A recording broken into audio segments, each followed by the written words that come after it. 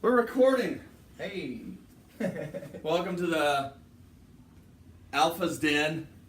Who I've got here today is Kyle. I still have wad hair. Kyle came in, looks like he showered 3 times since he worked out this morning, and he's been coaching. Kyle has been doing CrossFit now for how long? 3 weeks. 3 weeks. So we're in the 4th week. He was recommended to us as far as a gymnastics instructor. Why did I reach up and touch my hair and make it worse? Why I just like, you know what? Boom. There we go. There you go. Now all the pressure's better. off. It even looks better. All right, good. So it was recommended that we talk to Kyle about teaching and instructing gymnastics for our athletes. And then I met with Kyle, and Kyle was like, hey, yeah, I can teach the heck out of gymnastics, but I don't want to do it without a functional understanding of how what I'm going to teach actually translates into y'all's world of the way that we might do pull-ups differently than standard military-style pull-ups, the way that we do muscle-ups, or the way we do toe to bar and handstand work, push-ups and walks. So Kyle, tell us about give me your verbal resume. Give our people your verbal resume, like you're talking to. All right. So I did gymnastics for 12 years. Whenever I was in 7th grade or 6th grade, I actually went to the Junior Olympics. So I actually is that a big deal? Yeah. Well, kind of. Yeah. No, by the way, anytime you say Olympics, dude, you get like a little check mark. I have a really good friend. I call her a good friend. I think she's fancy, but we had a girl that made just because of a hearing deficiency. She swims like a fish, by the way, but because she had a physical handicap, she made the Special Olympics. What? Like in Beijing or somewhere in Asia at some point. But it's sort of like, I don't care what Olympics you made. When you make an Olympic sport, you've just like crushed everybody around you. Yeah, I won nationals that year on rings and floor, and then I got like. We have a national champion ring champion of the of the nation. But then whenever I was in 7th grade, I won the biggest gymnastics competition in the country in Las Vegas, and then I quit for a couple of years, joined the military. And now I have. You quit and joined the military for a couple of years after you were 7th grade? Yeah, 7th grade. 7th grade, you quit. He was so advanced, the military was like, hey, we can use you. Yeah. And so then he turned 16, and he's back to reality. So you joined the military after high school? Yep. You trained here, were you an Augusta native? Yeah. Yeah? So. Then I did like 4 years of that crap, and then I got out, and I started coaching again, and started liking it, and then I coached. We have one kid who's on the junior national team, which is like the top 20 kids in the country or something. And then one of my level 5s. So I have like different levels of gymnastics, but one of the level 5s that I have, their very first skill in their gymnastics routine is a muscle up. I actually have to do later. It's probably gonna be banded strict muscle ups. I've never actually gotten a strict muscle up, but tell me. For the people who are going to be, let's pretend we've never talked before, right? So let's pretend that we have a group of beginners who are sort of in this grouping that, hey, we have like not quite gotten our first pull-up or kipping pull-up or butterfly pull-up, or maybe we can get 1 or 2, but we're definitely not doing 5 in a row. Like, what is it that your philosophy on the number one thing that prevents an athlete from accomplishing their goal of doing a pull-up? I feel like a lot of it, is whenever you go to the kipping part of it, a lot of it's just stretching involved in it. If you can't get your arms back here, whenever I kip into a pull-up, I can kip into a muscle-up. It's very easy for me because I know how to stretch and I open up my shoulders. So I think the very first thing learning how to do it is just learning how to stretch the right muscles. Okay, so and then we call it mobility, stretching, mobility, activation. There's a bunch of different terms that we could mold into it. That it's your belief that mobility and stretching or lack thereof is what keeps us from the next level of getting to where we are, from where we are to where we want to be. I think that goes with a handstand too. Is if I teach a handstand, first thing I'm gonna teach is a handstand against the wall. Of course, your belly right. against the wall, feet up against the wall, and then teach you how to balance and stuff, and how to kick up, and a handstand push-up is pretty easy to me. A handstand push-up is a lot of Says the 5'11", 149 pounder. What do you weigh? 144. Huh. Weird. But yeah, you go. If you do a handstand push-up, you go here, and I think the first thing to learn is how to balance on your head, and how to balance on your head in that In a handstand. tripod form. Yeah. Sure. And then you go to the tripod, and once you understand how to come down into that position, Yeah. pushing up. I feel like the push-up part is just is to go from here and push in a hollow in your chest. Yeah. And push your chest this way.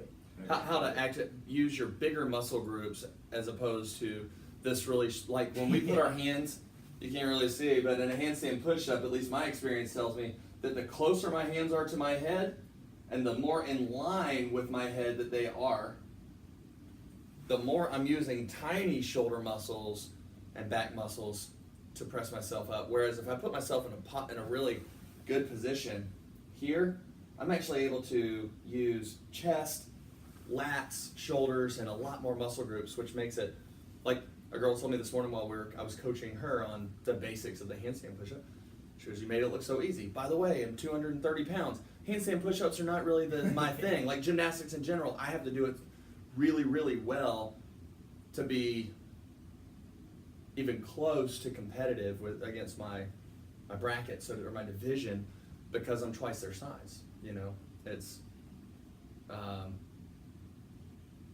but we got her hands into the right position. We put her in a tripod to feel where they're supposed to be, so that when she actually did a kip or kipping, kipping means something different in the gymnastics world. Like when they call it kips, what is a kip in your world? You do toe to bar, and then you do a muscle up, straight up muscle up. So a kip is a gymnastics, in the gymnastics world, a kip is it's like a muscle up, a bar muscle up. It's like a toe to bar muscle up. Yep. It's in fact, if you want to know what it looks like, just go to any of Cotton's muscle up videos, and that's what it actually is. Which she does it. She does the gymnastic style, toe led. It's not a full fold over into a hip explosion. Although maybe we ought to. The reason being is that's kind of a slow way to cycle them, but you don't get a lot of reps. Yeah. Like if we're doing 10 and I do a CrossFit style against somebody who's doing the slow, methodical other one. There's arguments can be made for both, but if you're looking for pure speed and efficiency, But point is, I don't need Kyle to be able to do a CrossFit style set of 25 bar muscle ups for him to be able to teach us how to get our first ones and how to get our C swings and to get our stuff. By the way, before I forget, the way this video ends is me chasing you around with the iPad. I mean the camera. I'm going to have the camera crew over here chase you around while you do some strict muscle ups and a couple of handstand things. I want you to show off for about a minute about what it is that you can do and how easy you make it look, so that our people, when they come in, they get to see, hey, okay, this guy's credible, because a lot of people have not met you. Yeah. I even wasn't able to come down here on Saturday and introduce you to people because I had kids soccer and baseball and all that stuff. So. Oh, nice. So what is I wish I had a list of questions. Most of what I want to do is introduce you to what we're doing here. Kyle also has 3 more gymnastics meets. Is that a meet? Yeah. He's got 3 more gymnastics meets, but we're targeting starting the gymnastics program on April 21st. That's fine. That's the one that's in between your Yeah. meets. And it basically says, hey, Masters Week, we're not starting anything on Masters Week. That'd just be dumb for us. So and then after that, you only have one more event, right? The one in May? Yeah. So we're here. That one's a week long, so that one I'll leave on like Tuesday. Yeah. And I won't come back until Sunday. So I've got the dates in my phone, but essentially you're back for 2 weeks. You've got 2 events, then you're back for 2 weeks, and then you're gone for a week, right? So, because that starts in May something. I got it. You talk. Tell these people what they need to know about you.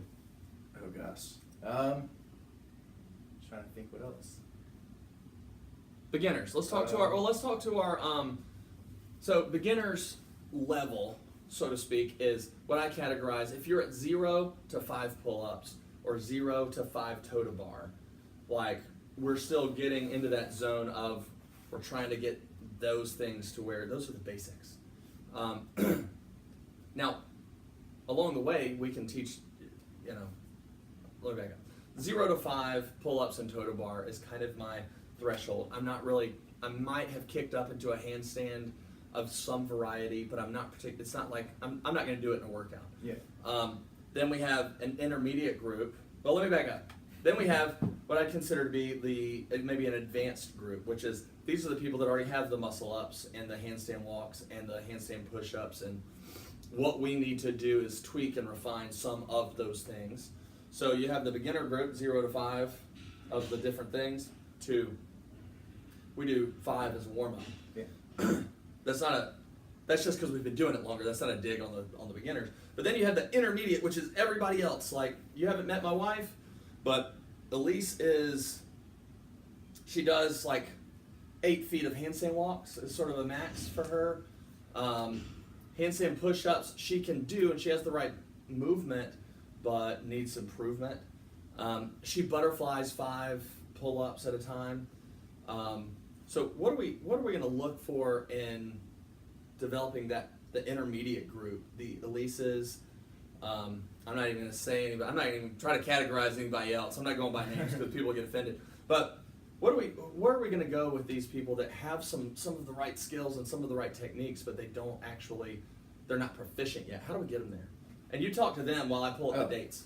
So pretty much what I do is, if you understand how to do a muscle up and you don't understand how to do if I go into rings and you know how to do a ring muscle up, but you don't know how to do a ring pull up and then a ring muscle up, from a ring pull up to a ring muscle up, one of the things that I do is whenever I teach it, I actually spot a lot of it.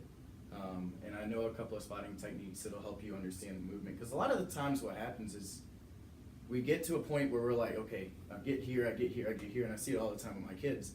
But as soon as I spot them and I help them through it, now their body understands the next motion. So I think a lot of spotting, and then spotting so they can you're putting them in a position to just help them put them in a position.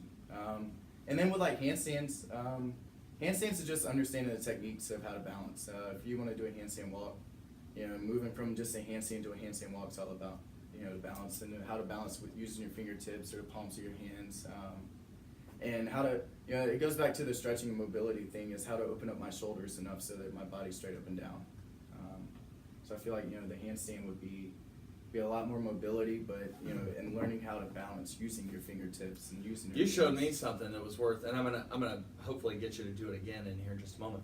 But it was worth the price of admission just to sit with Kyle for an hour, that led to about a 3-minute handstand demonstration, to where he just said, hey, if you're falling, if you're out of balance in your handstand walk or even a handstand hold, all I got to do is, let's see, if I'm falling forward, all I have to do is press in with my fingers. If I'm falling backwards, all I have to do is press in with the heel of the what do we call it?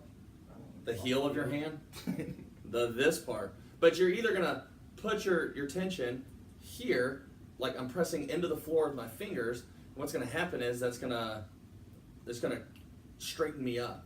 And then if I'm falling backwards, I'm gonna do this. If you think about it, it makes sense. When I do this, I feel it happen all the way up into my shoulders and chest from here. That makes me want to go back the other way. So we'll play with some of this in just a minute. But I've got the dates. Found them. Hey. So me. Quick as I April 21st is when we'll start this crazy show. What David and I had discussed, and we haven't talked to the rest of our crew about it.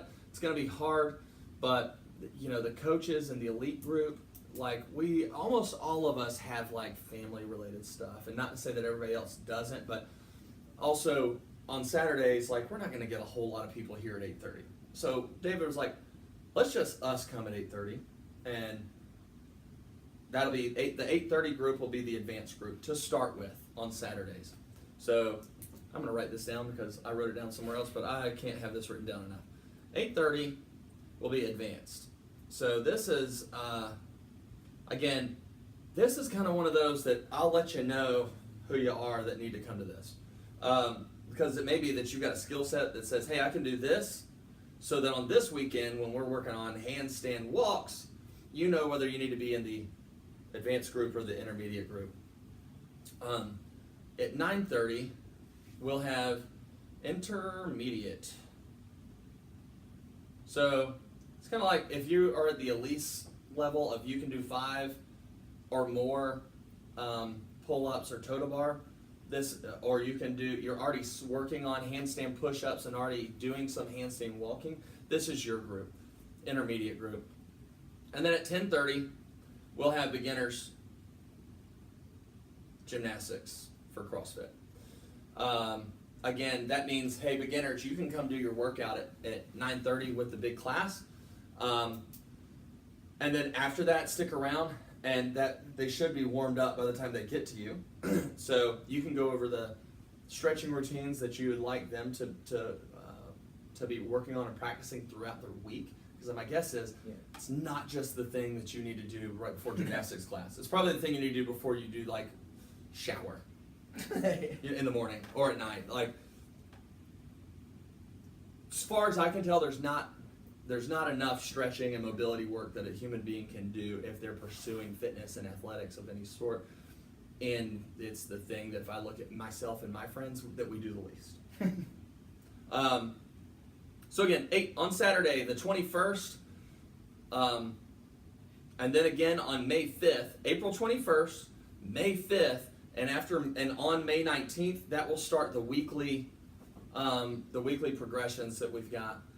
Advanced group at 8:30, intermediate group at 9:30. These are on Saturdays, and 10:30 beginners. And so let me just tell everybody the deal. I'm going to make this pretty simple. The first 10 people to sign up for each group gets it for $20 a month. $20 a month. How much is it if I just wanted to go and just work out at Hayden's for an hour? And I'm not a member there. What does that cost? You can't. Oh, I can't. So you actually cannot go to Hayden's and just work out for an hour. But if I was going to do a personal training once a week there, if I was going to $40 an hour.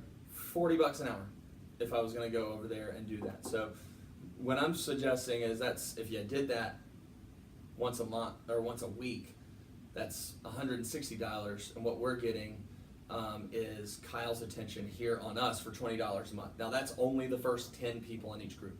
Again, $20 per person for the first 10 people in each group.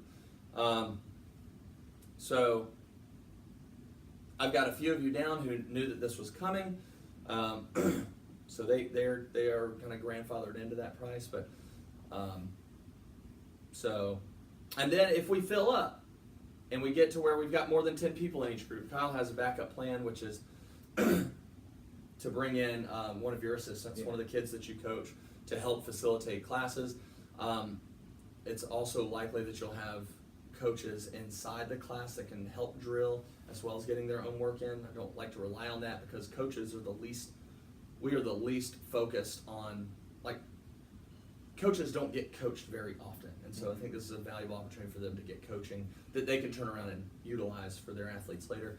And then worst case scenario is we have a backup hour on Sundays at a time that everybody can agree upon that, if we get to the point where we got 20 intermediate athletes, then we would probably split that group off and figure out another class time. So you want to go out here and show off some of your stuff? Sure. Let's go.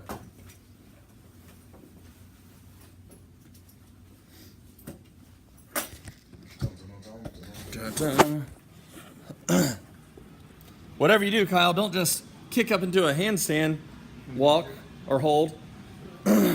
But right here, tell me what you're doing with your hands. Oh, this is me going back and forth on my hands to balance. You Got it. see?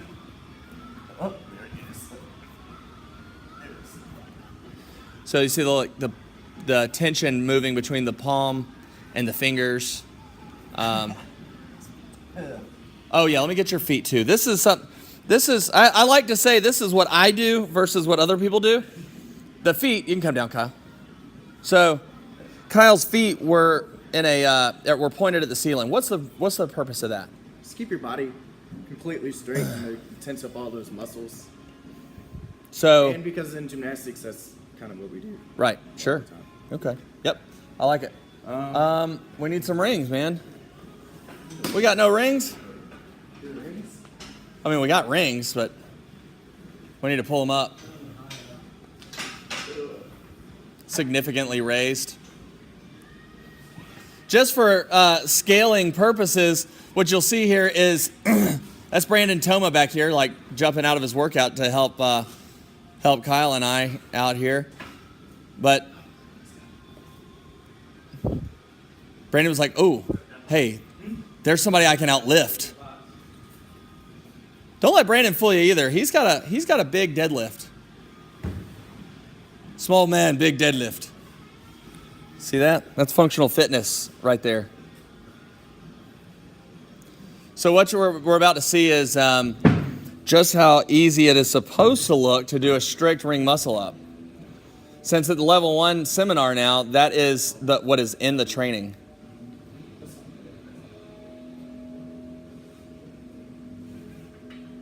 Thank you, Brandon. Tell you what, that Toma. Yeah, buddy. Pull the clamp up so it doesn't beat up the arms too much. There's just no good way. All right. I'm ready.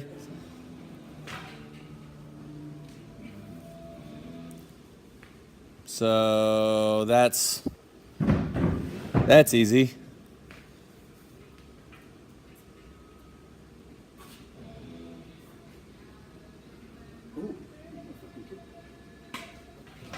That's him trying to do it like us.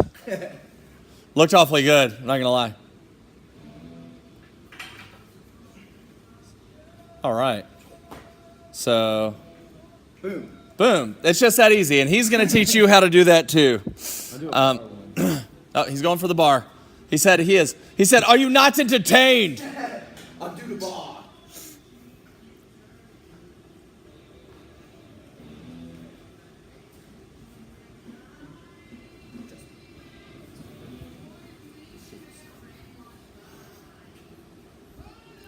So that is a very mobile and aggressive C-swing that he's doing there. Wow, I cannot get my head through the hole like that. The knees don't bend. As Brandon's pointing out, the knees are not bending. He's generating his inertia with his toes, and then he's bringing his hips up, and it's just a little crunch at that point. Bam. The feet stay forward to keep the hips rising. Oh yeah, feet stay forward to keep, and there we go. Feet stay forward to keep the hips going up. And Kyle. Yeah. Tell everybody you can't wait to see him on the 21st. Can't wait to see you guys on the 21st. Booyah. Boom. All right, this has been the latest episode of the Alpha's Den with Kyle. Alpha versus Gymnastics.